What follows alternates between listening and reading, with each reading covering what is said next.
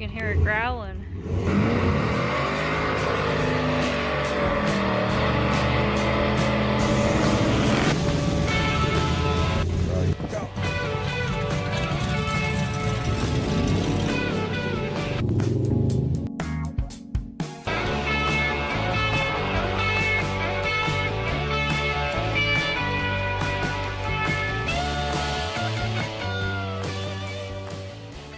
Welcome back as always, guys.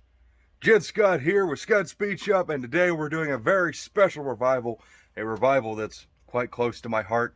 And I know a lot of you have been waiting for this particular car. We're going to resurrect from the backyard. I've owned for 11 years now. I bought it back in September of 2011. I drove the car my junior and senior year of high school. Well, that actually just been my senior year technically, and drove the car, literally daily drove it. Got it all the way to where it got like 14 or 15 miles to the gallon with a 355 sure grip in the back that we built. Market Advanced Engine machine, built the short block. I did the intake and carburetors. In fact, I bought the carburetor setup from Uncle Tony before he was even Uncle Tony. He was still just regular old Tony on Facebook selling parts. Of course, I bought it with a 340 6-pack intake. Ditched the center carburetor and the 340 intake. Put a low deck intake on there. Put a 500 center, tuned it to perfection. Amazing. And my longtime viewers already know what car it is, so what do you say, let's go look at it. And the main reason we are going to bring this car back is because everything in the fleet runs and drives. Dad's got the van all sorted out. I'm going to start building interior for it here soon. You guys have a video coming out on that, or you may have already seen it. I don't know. I don't know where we're going to be, but as you can see, it's back there. And it's been sitting for a year, 2 years, and I haven't drove it in probably 5 or 4.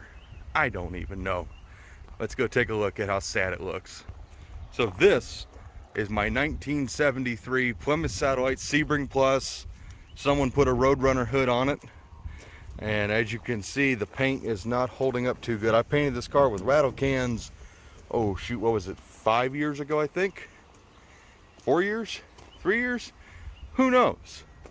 But I drove this car literally every day. It's a factory, what is it, Tahitian bronze metallic. Not brown, it is an orange color, more like burnt orange. Black vinyl top, 400 big block, AC, bucket seat console, black interior car. And this thing has been riddled with stupid electrical gremlins ever since the day we bought it, because the guys we bought it from were meth heads. They didn't know what they were doing. I was still learning about automotive stuff, and I've been stashing parts to bring this car back from the dead for a long time. And the car's in just fantastic shape interior wise. The body's not, it looks pretty good, but the quarters are basically made out of mud. Got 15 by 10 Kragers in the back, 295 50s, 15 by 7 or 8s in the front. Just absolutely one of my favorite cars ever owned. And as you can see, this is just, as I was saying, this is just an absolutely terrible, sad freaking sight. I mean, just the amount of webs growing on everything. And I was going to try and start this car, I think, last week, but we've got zero fuel, and one of the accelerator pumps is shot on the carburetors. As you can see, homemade tri-power setup. And there's the air cleaner with it all off. That's an Edelbrock dual quad linkage that we kind of hoked around and made it work for progressive stuff. That's a 350 on either outboard and a 500 4412 Holley 2-barrel in the center. Thing drove fantastic. Excellent throttle response, great fuel mileage, coupled with a Mallory dual point rev pull old style distributor. This thing was just an absolute monstrosity, absolute beast. By the way, it's a 400 short block with a 440 crank that's been turned down, with 440 connecting rods, LYs, with a KB hypernutetic stroker piston that Market Advanced Engine machine. He did the whole short block, we did the heads. It's got 214 intake, 181 exhaust valve, a Hughes whiplash cam, which Dave Hughes was not real proud of to put in this engine, or to sell me, because it's already 10 or 10.2 to 1, and that cam's not really made for this kind of high compression, but it works fantastic. all coupled with an what is it? I don't even know, 6-pack Mopar low deck intake. Just an absolute awesome engine. So the plan today is to get this 6-pack setup off of here, and we're going to be doing a rebuild video on the 6-pack setup here soon. That'll be its own video, and then we'll get it back on here and we'll be able to show you getting this thing running, because I know it's going to fire up pretty easily once we get the 6-pack all redone. And then we'll get it off the blocks. It's been on for, oh God, I don't even know how long. We parked this car because the last time I drove it, it nearly burnt to the ground. So wanted to preserve it, and now I got all the parts to fix it right. So we'll get the 6-pack done, and I'll catch you guys in probably a few days. And it'll definitely be a video later because, like I said, we're going to do a video just on rebuilding this 6-pack. So stay tuned. Alrighty, so we got all the linkage fuel lines disconnected off the old 6-pack. Well, the homemade 6-pack, I should say. Tri-power, whatever you want to call it. Now we're going to start taking the carburetors off. And what really sucks about any kind of 3-deuce setup, at least with Hollies like this, if you got to do a jet change like on the middle or rear carburetor, you got to take the whole thing apart. And what really is unfortunate is it's that accelerator pump that collapsed. The last time I tried to start this thing a couple weeks ago, that one collapsed, which means it's done. If I try to start the car and we get fuel, it's just gonna pour fuel out of that pump. So definitely got to rebuild them now. I had put 3 new needles and seats in these things last time I started this car, but I got 3 kits from Allstate, so we're just gonna make them brand new and fresh again. All right, let's get these bad girls off of here. So one of the common woes of owning a late model B-body like this 73 Satellite is, if you got to put gas in it, sucks because it's at such a low point you can't get a funnel in there, and it's just a pain, just absolute pain. So I introduce you the Hokey gas filler 9 million brought back to life that we used on the Duster. Yeah, that's totally safe.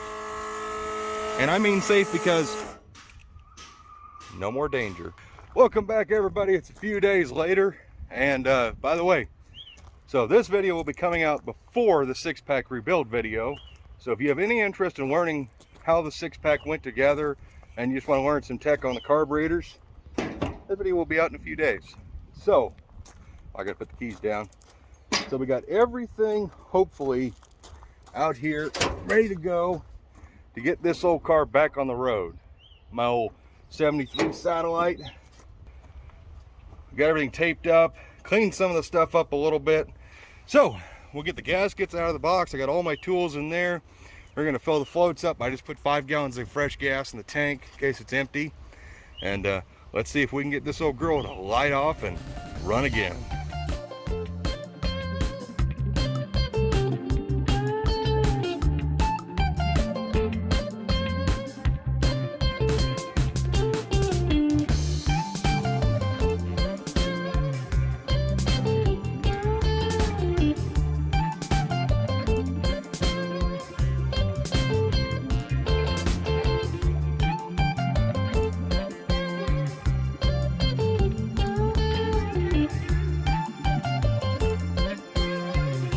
Alrighty, so we had some conundrums, which is normal on any kind of deal when you're putting stuff back together. That fitting stripped out, so we just put a little piece of hose right there for now and a barb. Let me tell you, trying to find a 5/16 inverted flare hose barb, oh, what's the world coming to?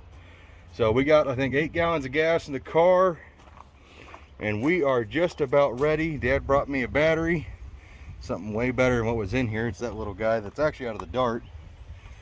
So I'm going to pre-fill the floats. It should pop right off as long as we got good spark, which we should. It's the old dual point distributor, never let us down. And yeah, oh yeah, Anna's here. So let's get ready to fire her up. Are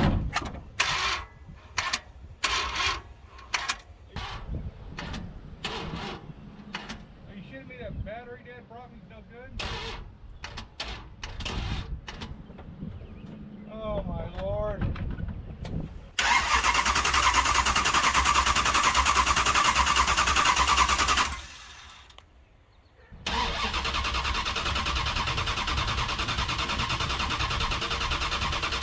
All right, take 12,000. Someone forgot to put this rotor back in the distributor. Anna, I didn't do it. I didn't take it out. Someone's about to walk all the way back to the cabin without putting daggone diggy. GoPro's rolling, I think. It should be. It is. Okay. Here we go. Hopefully we'll fire up this time.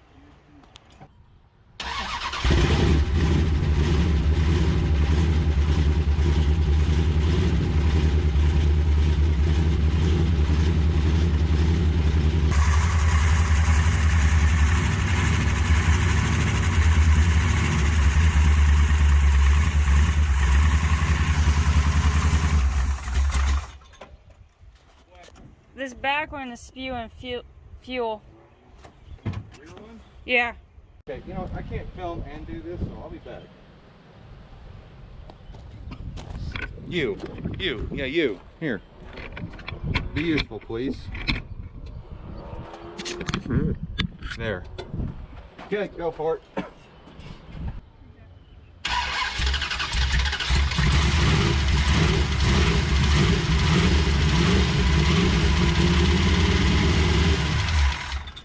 What the f is that? Why did it just finally die? Go. Go? Yeah.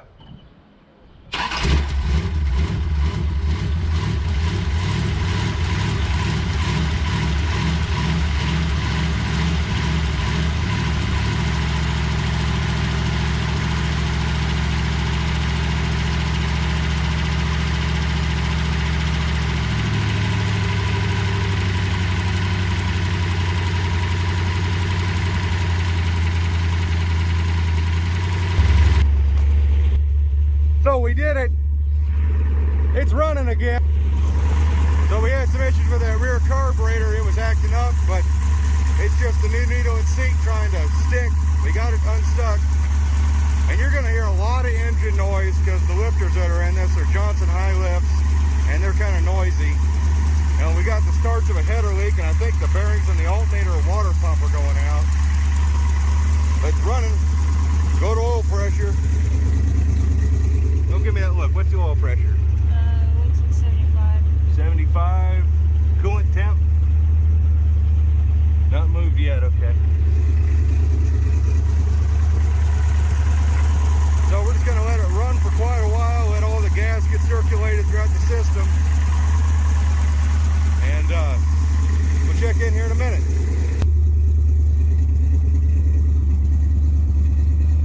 Stickers from when I went to Roadkill Nights. That was kind of fun to do with Dad. By the way, I got the engine idling high on purpose. Just kind of a habit when an engine's been sitting for a while, let it idle a little bit higher than normal so that way it's not sitting there beating itself to death at a low RPM. This sucks. Never put your car on bricks.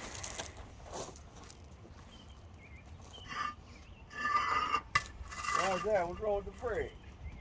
Heavy. And they're growed together. The only thing I can come up with. Alright, time to let it on the ground for the first time. And I don't know how long. Is your tires up? No. That is flat. Yeah, it is. Oh shit. It's like way flat. It is way flat. That was good. Was my battery with the Oh, No. it's done. It won't even crank the engine. No shit. Yeah. Well, I'll take it back to the junk pile. You know, you take your chances. Alright, get the hose out, Dad. Holy camole, camole.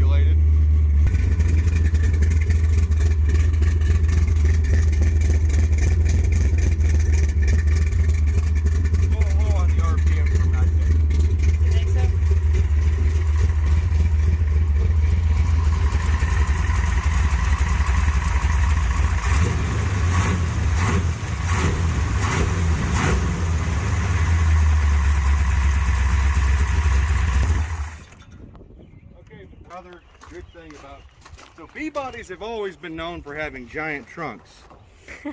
Let me tell you something. Oh shit. Late model bee bodies got C body trunks in them. Wow, there's one of our chairs. There's where some of the guns are. There's a compression tester. All the zip ties. There's a Bible. There's a Bible. Look at all the zip ties. Holy crap. That is a lot of zip ties. There's a freaking tape measure. There's knife, battery hold down that was never installed. Some fast orange. Let's see. Sniff test. Yes. Smells like fast orange. Some floor mats. Oh, here it is. An X-Acto knife. Look at that. That's the style you want. That's probably where it went to. Let's see. Yeah, now it won't go back in. Okay, so let's put all of our junk in here. We'll put this car around front so we can start digging into the wiring. By the way, the beautiful Tahitian bronze metallic paint. I love that paint color. I do like that paint color. I do too. All right, Anna. No excuses for you. I'll pick up stuff. Okay. So we're about to move this old junky satellite with its tri-power deal. We got it all rebuilt. By the way, remember, if you want to see that tri-power get rebuilt, that's the next video. And don't mind the paint that's peeling. It's supposed to be like that. Oh, that hood hinge is all sticky. Better. All right, let's make this old girl move.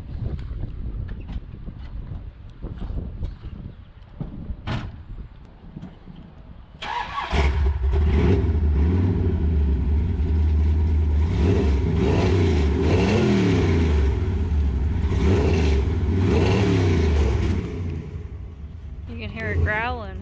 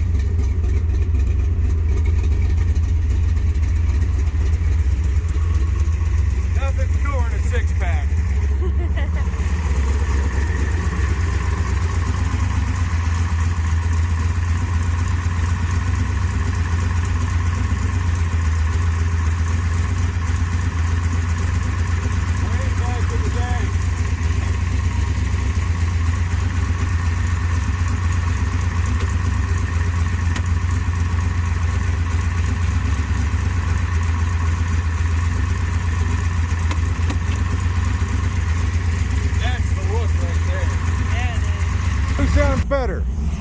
Jezebel?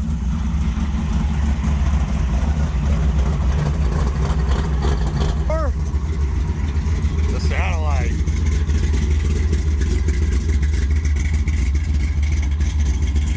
Wait, that's not a fair comparison. Let's see here. Loud pedal. That's better.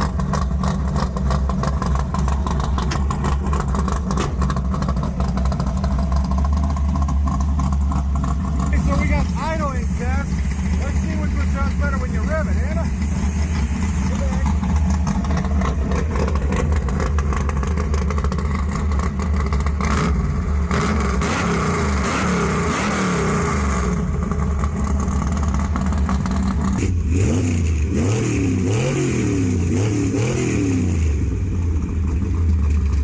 What do you think, Anna? Who's got the better rev? There it is. My 73 satellite, my high school street car.